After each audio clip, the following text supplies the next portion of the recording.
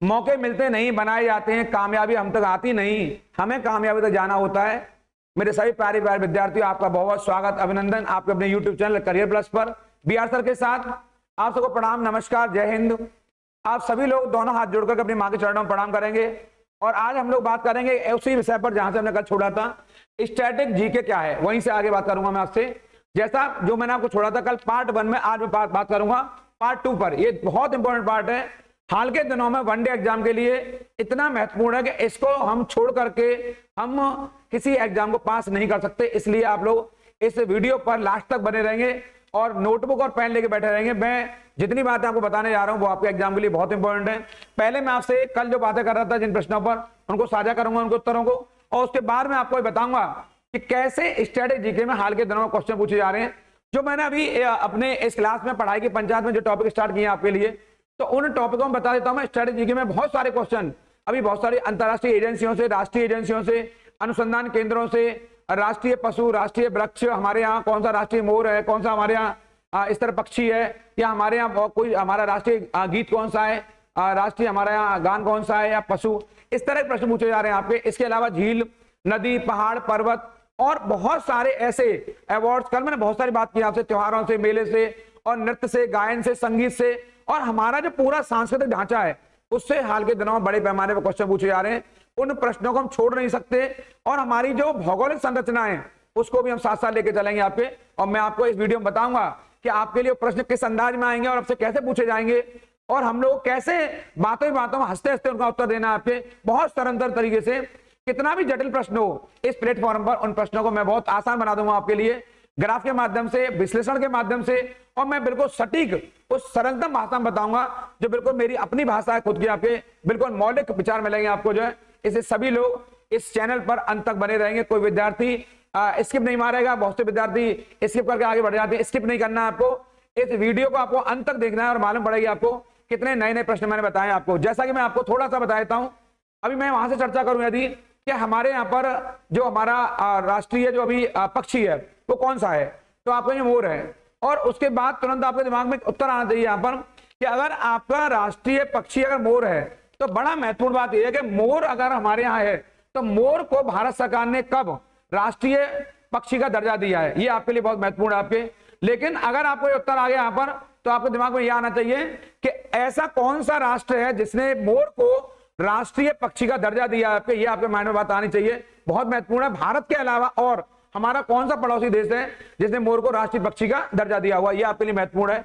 इसके अलावा मैं इस प्लेटफॉर्म पर जो पार्ट 2 मैंने बनाया है यहाँ पर, इस पर चर्चा करूंगा आपसे उन विषयों पर, जैसे राष्ट्रगीत की रचना यदि अगर बंकिम चंद्र चटर्जी ने किया हमारे यहाँ पर, तो प्रश्न ये उठता है कि पहली बार वो कब गाया गया। जहां तक विद्यार्थियों मस्तिष्क में आ रहा होगा 1896 में गाया गया, कांग्रेस के सम्मेलन में गाया गया यहाँ से। लेकिन आपके माइंड में बात आनी चाहिए आपके कि हमारे यहाँ पर यदि अगर इसको गाया गया यहाँ पर, तो पहली बार इसको गीत को किस भाषा में लिखा गया और कहां लिखा गया हमारे यहाँ पर, ये आपके लिए बहुत ज्यादा महत्वपूर्ण है, बहुत महत्वपूर्ण विषय है, आपके लिए जानना चाहिए। हमारा अगर राष्ट्रगान, अगर हमारा जनगण मन है जिसे रविन्द्रनाथ टैगोर ने लिखा है, तो पहली बार उसको अगर रविन्द्रनाथ टैगोर ने लिखा तो अंग्रेजी भाषा में उसका वर्जन कौन सा है। ऐसे मैं आपसे चर्चा करूंगा कि अगर हमारे यहाँ पर इंकलाब शब्द को अगर मोहम्मद इकबाल ने गढ़ा तो उसको नारे के तौर पर किसने दिया पहली बार, ये आपको जानना बहुत जरूरी है। अब ज्यादातर विद्यार्थी कह रहे होंगे भगत सिंह ने दिया, लेकिन नहीं, इसका उत्तर मैं बताऊंगा। भगत सिंह से पहले, बहुत पहले इसको नारे के तौर पर एक कांग्रेसी नेता थे जो दे चुके थे, लेकिन भगत सिंह ने उसको ख्याति लब्धि दिलाई, इसलिए वो नारा एक उद्घोष बन गया। और मैं आपको यह भी बताऊंगा इस वीडियो में कैसे हमारे यहाँ पर अभी हाल के दिनों में वो कौन व्यक्ति है जिसने संविधान जब बनकर तैयार हुआ और संविधान पर जब हस्ताक्षर करने की बारी आई, तो उस संविधान पर कौन वो व्यक्ति रहा जिसने हस्ताक्षर नहीं किए, वो एकमात्र व्यक्ति कौन है जिसने संविधान पर हस्ताक्षर नहीं किए हैं, इन बातों में चर्चा करूंगा। इसलिए सब लोग आप अंत तक इस वीडियो बने रहेंगे और कोई विद्यार्थी स्किप करके नहीं देखेगा, क्योंकि ये सारे प्रश्न आपके लिए बहुत महत्वपूर्ण है, बहुत इंपॉर्टेंट है। और आज इस प्लेटफॉर्म में चर्चा करूंगा। मैंने ऊपर लिखा है कि देरी की तो डिब्बा गोल, ये मैंने जानबूझ के लिखा है आपके लिए, क्योंकि ऐसे प्रश्न वर्तमान में हमारे पास पूछे जा रहे हैं जिनका कोई सिर पैर नहीं है। वर्तमान में जीएस की जितनी महत्ता है उतनी ही महत्ता हमारे एग्जाम में जीके वाले पार्ट की, अर्थात ये व्यवहारिक ज्ञान है, सामान्य ज्ञान है जो हमारे व्यवहारिक जीवन से जुड़ा हुआ है। कुछ पहलू ऐसे भी हैं जीएस के जो स्टैटिक जीके सीधे तौर पर जुड़े हुए हैं, उनके बारे में अभी चर्चा करूंगा। लेकिन जब मैं आपको कुछ अगले नए पहलू पर चर्चा करूं, उससे पहले मैं आपको कल के उन प्रश्नों पर चर्चा करूंगा जहां पर मैं आपको छोड़कर गया था, और मैं आपको लिए चलता हूं आपके अपने उसी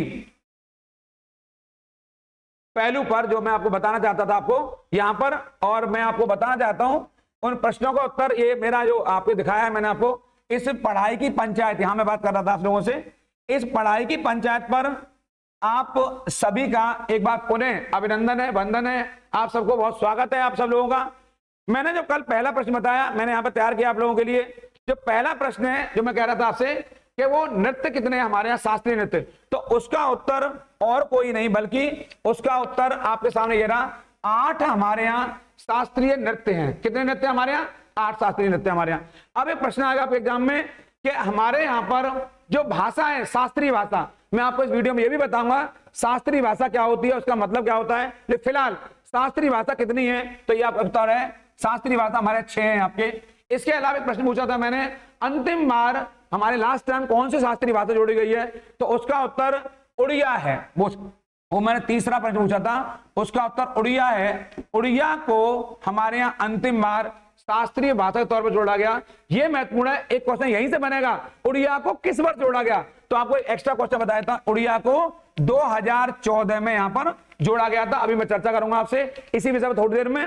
इसके अलावा मैंने पूछा इनमें से कौन एक यहां पर पूछा है जो खेलों के क्षेत्र में पुरस्कार नहीं दिया जाता है, उसका उत्तर है जो कर्ण अवार्ड है वो खेलों के क्षेत्र में नहीं दिया जाता है। इसके अलावा मैंने पूछा कौन सा एक टैंक नहीं है, तो आप बताएंगे इंद्र एक टैंक नहीं है। इंद्र क्या है? इंद्र एक रडार है। लिख लीजिए इस बात को, इंद्र एक रडार है, इसको लिख लेंगे आप लोग। इसके अलावा मैंने कहा जो प्रितजिकर अवार्ड है वो प्रितजिकर अवार्ड किस क्षेत्र के लिए दिया जाता है, तो आप इसको बना लेंगे यहां पर, ये वास्तुकला के क्षेत्र में, आर्किटेक्ट की दुनिया में दिया जाता है। और ये इसलिए उस समय चर्चा में आया जब भारत के बाल कृष्ण दोषी को ये पुरस्कार भारत के जो पहली बार मिला, ये अमेरिकी के न्यूयॉर्क में एक संस्था है उसके द्वारा दिया जाता है। पूरी दुनिया में वास्तुकला के क्षेत्र में जिन लोगों ने उल्लेखनीय योगदान दिया है, कुछ ऐसा कार्य किया जो अनूठा और अद्भुत है, पूरी दुनिया में किसी व्यक्ति को यह अवार्ड दिया जाता है, प्रितजिकर पुरस्कार। ज्यादातर विद्यार्थी ने उसका उत्तर पत्रकार मारा है, आप जान लीजिए पत्रकार का सही उत्तर यहां नहीं है। पत्रकार के लिए हमारे यहाँ एक अवार्ड दिया जाता है, इसी स्ट्रेटेजी में साझा कर रहा हूं मैं आप लोगों से। उस अवार्ड का नाम है यहां पर, अगर पत्रकारिता की दुनिया में दिया जाता है उसका नाम है पुलित्जर पुरस्कार। पुलित्जर, मैं लिख दिया यहां पर, ये पुलित्जर अवार्ड है जो पत्रकारिता की दुनिया में दिया जाता है सर्वश्रेष्ठ योगदान देने वाले व्यक्ति के लिए, ये पुलित्जर है। और मैंने कल दिया था प्रितजिकर अवार्ड दिया था। ये मैंने सभी प्रश्नों का उत्तर दिया। आपका कोई भी सुझाव हो, कोई मेरे लिए आपका ऐसा कोई आपका सजेशन हो कि गुरुजी ये और बताना आपको, मैं उसको बता दूंगा। आप जो हमारा जो कमेंटमेंट बॉक्स है उसमें डाल दीजिए चीजों को, आपके जो है कमेंट बॉक्स में, और उस जो कमेंट बॉक्स में आपकी जो बातें होंगी मुझ तक पहुंच जाएंगी आपके। और ये मेरा आपसे कमिटमेंट है कि अगर मैंने जिस चीज को बता दिया एक बार, वो प्रश्न आपके एग्जाम में आना है, 100% आना है। आगे आने वाली इसी सीरीज में मैं आपके लिए 50 प्रश्नों के मॉक टेस्ट तैयार कर रहा हूं। आपको करना कुछ नहीं, उन टेस्टों को आपको तैयार करना है, सारे प्रश्न आपको वहीं से मिल जाएंगे। उसके अलावा आपको कोई नया प्रश्न नहीं पढ़ना है। मैं बात करूंगा आपसे, अब मैं आपसे बात करूंगा आज इस अपने इस प्लेटफॉर्म पर, यहां पर पढ़ाई की पंचायत में, पढ़ाई की पंचायत में पार्ट 2 यहां बात करूंगा। आप सब लोग पुनः अभिनंदन। मैं बात कर रहा था अभी आपसे आते ही, मैंने यदि कहा आपसे इंकलाब शब्द, इंकलाब, अगर इंकलाब शब्द को मोहम्मद इकबाल ने गढ़ा, मोहम्मद इकबाल ने गढ़ा, यहां देखिए आप लोग, मोहम्मद इकबाल ने गढ़ने का मतलब मेरा दिया, तो इसका एक प्रश्न आपके एग्जाम बनेगा कि मोहम्मद इकबाल ने इसको कौन सी पुस्तक में दिया, तो आप बताएंगे उस पुस्तक का नाम। सब लोग लिख लेंगे, पुस्तक का नाम है यहां पर बंग ए दारी, ये उसका उत्तर है, बंग ए दारी। कुछ लोग कई बार बंग ए दर्रा लिख देते हैं इसको, लेकिन सही उत्तर है बंग ए दारी। इसको आप लोग रट लेंगे यहां से कि बंग ए दारी वो पुस्तक है जहां पर इंकलाब शब्द का प्रयोग हुआ है। लेकिन मैंने आपसे पूछा अभी, ये सीधी सीधी बात थी, टेढ़ी बात ये आ गई यहां पर आपके, और मैं सीधी बात में बात करूंगा आपसे। इंकलाब शब्द को नारे के तौर पर ज्यादातर लोग जानते हैं भगत सिंह ने दिया है, लेकिन मैं आपको बताना चाहता हूं कि इस नारे को पहली बार यहां पर भारतीय राष्ट्रीय कांग्रेस के यहां पर 1921 में जो सम्मेलन हुआ अहमदाबाद में, यहां अहमदाबाद में, इस सम्मेलन में, इस अहमदाबाद सम्मेलन में यहां पर हमारे यहां मौलाना, यहां पर लिख रहा हूं मैं आपसे, मौलाना हसरत मोहानी, मौलाना हसरत मोहानी, इन्होंने पहली बार इस नारे को यही कांग्रेस सम्मेलन में दिया और पहली बार इसको यही इन्होंने लिखा और यहां इंकलाब जिंदाबाद उन्होंने कहा आपके। लेकिन इस नारे को यहां प्रसिद्धि नहीं मिल सकी जो मिलनी चाहिए थी आपके। मौलाना हसरत मोहानी एक बहुत महत्वपूर्ण कांग्रेसी नेता थे। मैं आपको बताना चाहता हूं एक बात को जो बहुत आपके लिए इंपॉर्टेंट है कि मौलाना हसरत मोहानी, जो मेरी बहुत यहां पर थोड़ी टेढ़ी मेढ़ी बात है, वो ये है कि ये मौलाना हसरत मोहानी वही व्यक्ति हैं जिन्होंने संविधान पर हस्ताक्षर नहीं किए, संविधान पर हस्ताक्षर नहीं किए। इसको आप लोग नोट कर लेंगे, हस्ताक्षर नहीं किए, इसको आप लोग लिख लेंगे। यद्यपि इसके लिए बड़ा भारी प्रयास संविधान सभा के चेयरमैन डॉक्टर राजेंद्र प्रसाद जी, हमारे लौह पुरुष सरदार वल्लभ भाई पटेल, बड़ा प्रयास किया उन्होंने कि इस पर वो हस्ताक्षर करें, बनाने का प्रयास किया, मनोवत बनाई, पर वो माने नहीं। उनका मानना था कि ये संविधान गरीबों, दलितों, शोषितों की आकांक्षाओं को शायद पूरा नहीं कर पाएगा, वो उससे ज्यादा खुश नहीं थे। और उन्होंने तो यहां तक कह दिया, आपको जान के यहां आश्चर्य हो जाएगा, एक बात उन्होंने ऐसी कही जो थोड़ी सी आपको दुख पहुंचाएगी। उन्होंने कहा यह आजादी झूठी है, देश की जनता भूखी है। उन्होंने कहा था यह आजादी झूठी है, यह आजादी झूठी है, ये तक कह दिया उन्होंने, यह आजादी झूठी है। इसलिए शायद उनको लग रहा होगा और जोड़ दिया उन्होंने देश की जनता भूखी है, देश की जनता भूखी है। उनका शायद मानना रहा था कि ये शायद संविधान उन लोगों की उम्मीदों पर खरा नहीं उतर पाएगा, ऐसा उन्होंने नारा दिया। ऐसी बात हमारे यहां पर कौन करता था, आपको याद आ गया होगा मेरे बोलते, तुरंत यहीं पर आ गया होगा याद मेरे बोलते ही। ऐसी बात हमारे यहां आजादी के दिनों में और उसके बाद सोशलिस्ट बोला करते थे। कौन बोला करते थे? सोशलिस्ट बोला करते। इस तरह से सोशलिस्ट माने होता है समाजवादी।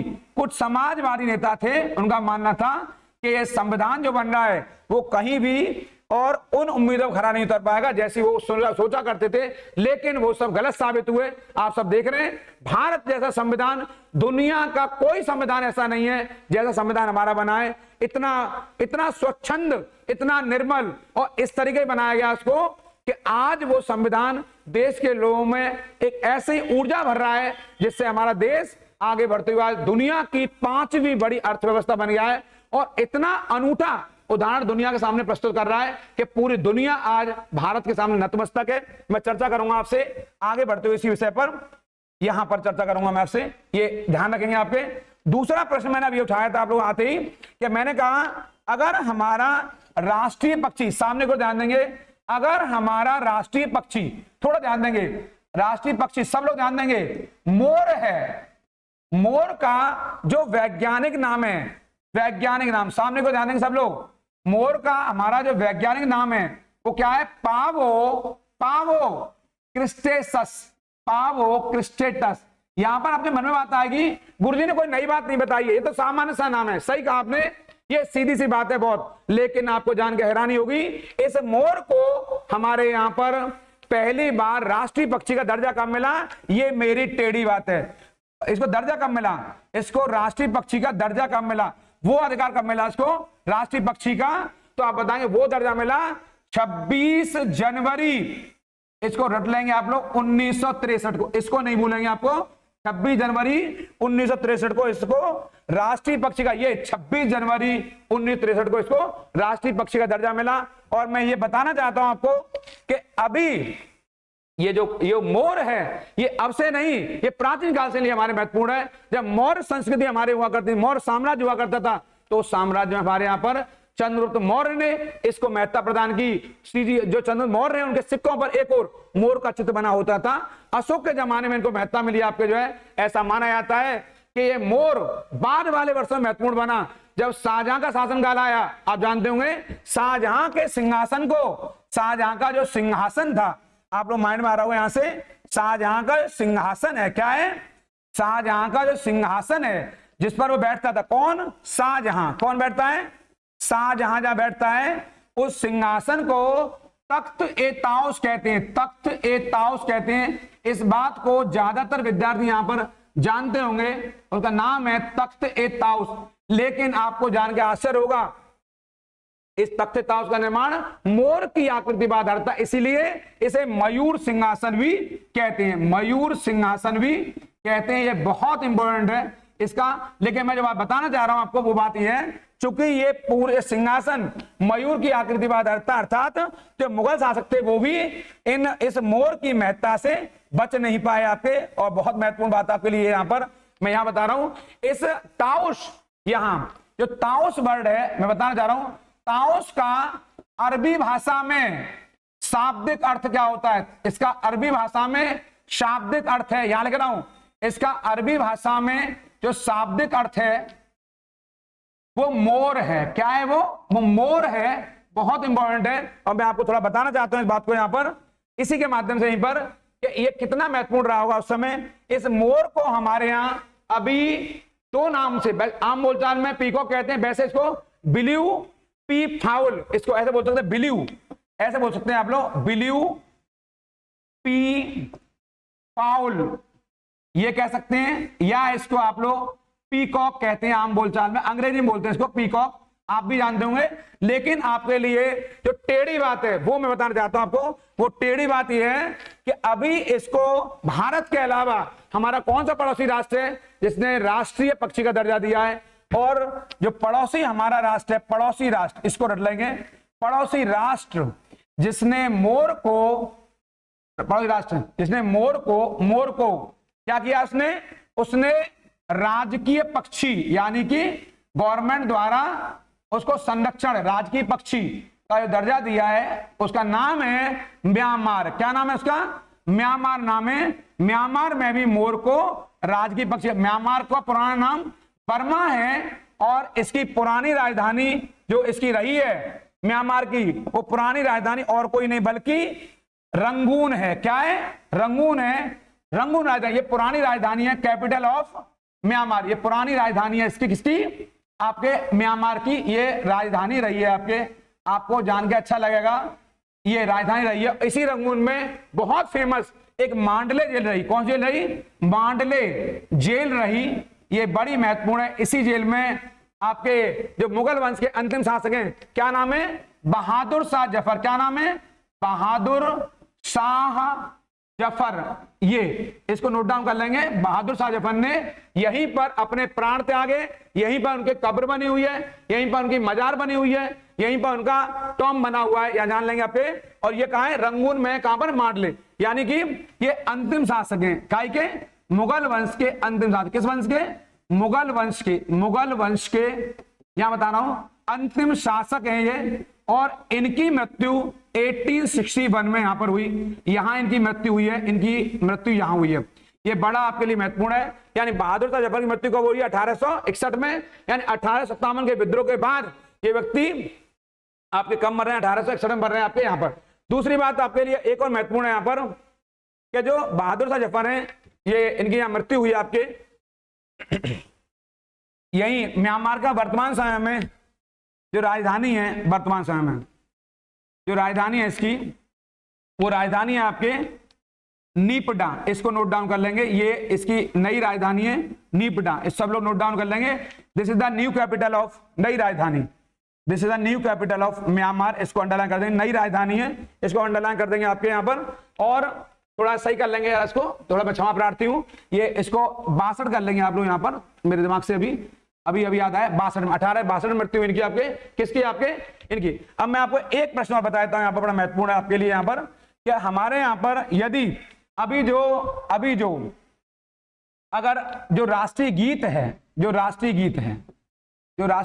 है, अभी मुझे अभी आपका एक कमेंट प्राप्त हुआ मुझे अभी आपके, थोड़ा बताया था आपको। लेकिन कहा है क्या मांडले जेल में यहीं पर और कोई भी पहुंचा बड़ा नेता? तो थोड़ा सा नोट डाउन कर लेने। यहाँ पर एक नेता और है, बहुत सारे नेता हैं लेकिन बड़ा नाम है हमारे पास, बाल गंगाधर तिलक। बाल गंगाधर तिलक उन्होंने यहाँ पर जेल काटी ब्रिटिश शासनकाल में, इसको नोट डाउन कर लेंगे और उसको बच्चा लिख लेगा, वो आपके पूछ रहा है बार बार मुझसे।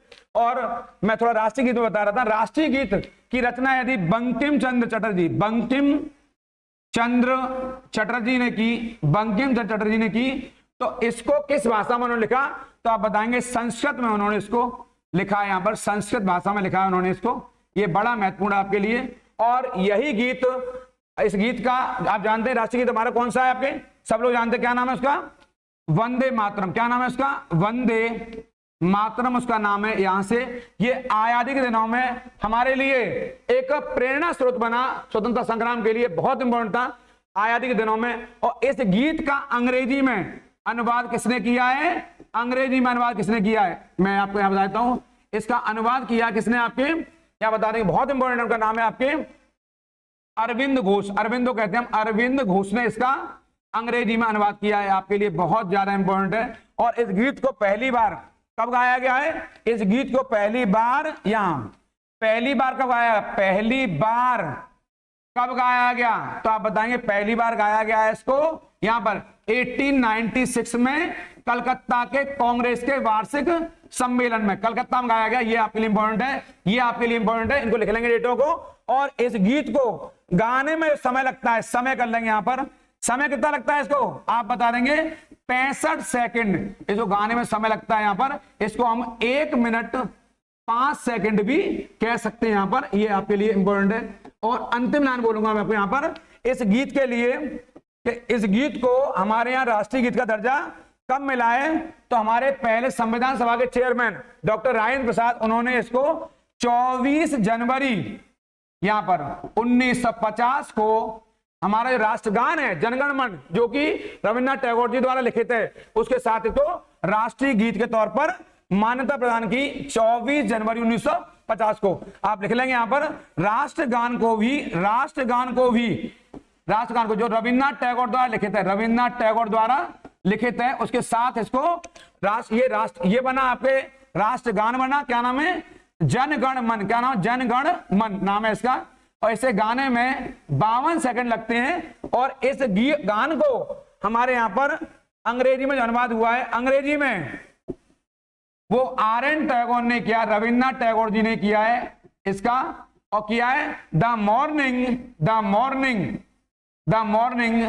Song of India, the morning song of India, इसको आप लोग नोट डाउन कर लेंगे, the morning song of India नाम से ये इसका अनुवाद हुआ है अंग्रेजी में। इसे गाने में 52 सेकंड का समय लगता है, 52 सेकंड का समय लगता है, बहुत इंपॉर्टेंट है, इसको नोट डाउन कर लेंगे आपके लिए। और ये क्वेश्चन आपके एग्जाम में आएगा जरूर यहां से। और इस गीत को मैं लिखा दिया है, गान को राष्ट्रगीत को दोनों को 24 जनवरी 1950 को यहां पर मान्यता दी गई है, बहुत इंपॉर्टेंट आपके लिए, सब नोट डाउन करेंगे। ऐसे प्रश्नों पर मेरी चर्चा आपसे यहां जारी रहेगी। एक लाइन में बताया था आपको, अभी हाल के दिनों में स्ट्रेटेजी का बड़ा क्वेश्चन आया है, मौर्य वंश से आया था क्वेश्चन, वो जीएस है, तो जी क्यों घुसा दिया है कि मौर्यों की भाषा कौन सी रही थी, तो आपका उत्तर होगा मौर्यों की भाषा पाली थी। अशोक के जमाने में अशोक ने उसको राजकीय भाषा का दर्जा दिया, यद्यपि मौर्यों के जमाने में संस्कृत, पाली और प्राकृत तीनों भाषा प्रचलित थी, लेकिन पाली भाषा को राजकीय भाषा का दर्जा मिला, इंपॉर्टेंट है आपके लिए। इसके अलावा एक बात बताता हूं आपको, अशोक के जो शिलालेख हैं या अभिलेख, जो उसके स्तंभ लेख हैं, वो 4 लिपियों में उत्कीर्ण किए गए, ब्रह्मी, खरोष्टी, अरामाइक, यूनानी, लेकिन सर्वाधिक अभिलेख ब्रह्मी लिपि में लिखे गए, ब्रह्मी लिपि में उत्कीर्ण हुए हैं। और अशोक के अभिलेखों को पहले पढ़ने में सफलता मिली जेम्स प्रिंसेप को। ऐसे प्रश्नों पर मैं चर्चा आपसे जारी रखूंगा, आप लोग सब बिल्कुल घबराएंगे नहीं, डरेंगे नहीं। स्ट्रेटेजी का मैं थोड़ा पार्ट लेकर आया हूं, ये सेकंड क्लास है, ऐसे प्रश्नों में मेरी चर्चा जारी रहेगी। या मैं बहुत सारे प्रश्न आपके लिए लिखवा कर तैयार करूंगा, मैंने खुद तैयार किए हैं उन प्रश्न आपके, उनसे बाहर कोई प्रश्न आपके एग्जाम में नहीं आएगा, इसलिए सब लोग आप तैयार रहिए।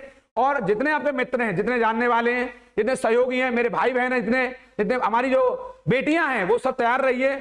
आज कोई भी सरकारी नौकरी से छूता नहीं रहेगा, ऐसा कोई बच्चा नहीं है जिसको कोई सरकारी नौकरी प्राप्त ना हो। ये आपाधापी का युग है, भागम भाग भरी जिंदगी है, प्रतियोगिता भरी जिंदगी है, इसलिए आप अपने को अटेंटिव कर लीजिए, संकल्पित कर लीजिए। अगर आपने नहीं किया ऐसा तो आप पिछड़ जाएंगे, इसलिए हर दिन अपने लिए योजना बनाइए, रणनीति बनाइए, हर दिन पैमाना तैयार कीजिए। अगर ऐसा करते हैं तो आपका काम बन जाएगा। यहाँ पर आप सब लोग जुड़े इस चैनल पर मेरे साथ, आपने बड़ा सहयोग किया है, बड़ा स्नेह दिया है मुझे, और हाथों हाथ आपने मेरे इस चीजों को लिया यहाँ पर। इसका अगला पार्ट मैंने ऊपर लगा देरी की तो डिब्बा गोल। इसका अगला पार्ट में आपको थर्ड पार्ट में अगले चर्चा कराऊंगा और अभी आने वाले एग्जाम के संदर्भ में कुछ और आपके लिए चर्चा जारी रखूंगा। आप सब लोग जुड़े, आप सब लोगों को बहुत बहुत धन्यवाद। और यहीं पर जो मैं बताना चाहता हूं, आप सब लोग इन बातों को नोट डाउन करके जाएंगे। कोई विद्यार्थी बिना लिखे नहीं रहेगा और सारी बातों को नोट डाउन कर लेंगे। जब शाम को सोएंगे तो देख करके सोएंगे। आप सब लोगों को बहुत बहुत धन्यवाद, नमस्कार, प्रणाम आप सब लोगों को। कल मेरी मुलाकात इसी श्रृंखला में आपसे होगी और तब तक खुश रहिए, सुरक्षित रहिए आप लोग, और उन लोगों का जरूर ध्यान रखिए जो आपका ख्याल रखते हैं। प्रणाम।